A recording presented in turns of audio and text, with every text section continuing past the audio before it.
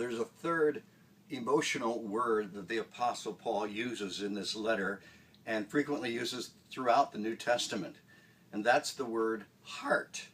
You go through the passage and you look for the word heart. There are 3 mentions of heart here. But that's the English word, but they're translating a Greek word. The Greek word is this, splankchonon, which means intestines or kidneys or liver. It's your guts. So when the people in the New Testament were talking about their heart, they were talking about their seat of their emotions, which is not in the heart. That's an American, that's a very Western view. But this Eastern view is your heart's in your stomach.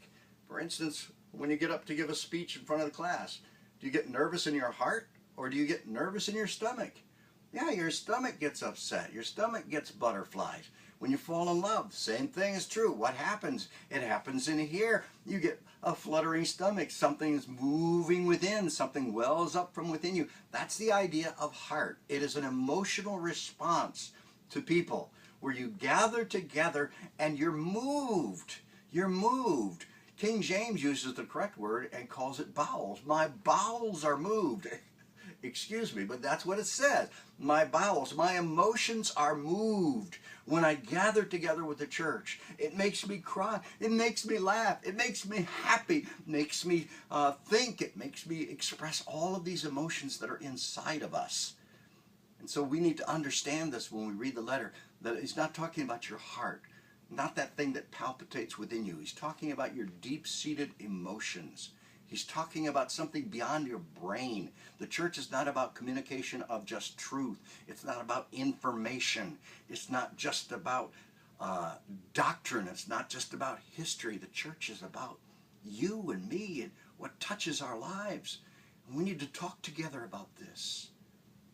When's the last time you talked to somebody in the church about your deepest hurt, your greatest temptation, your biggest struggle, your great joys?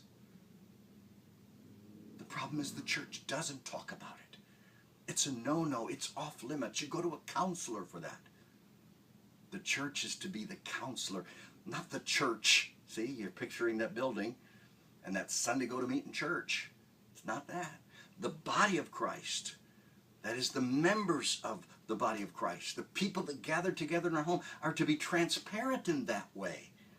James says it this way: if you want to be healed, confess your faults, your failures, your struggles with one another, that you could pray for one another and be healed. See, it's a heart thing.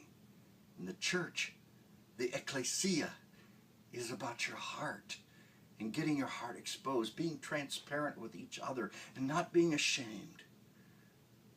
Jesus wants us to have the heart of the gospel as we meet together in homes.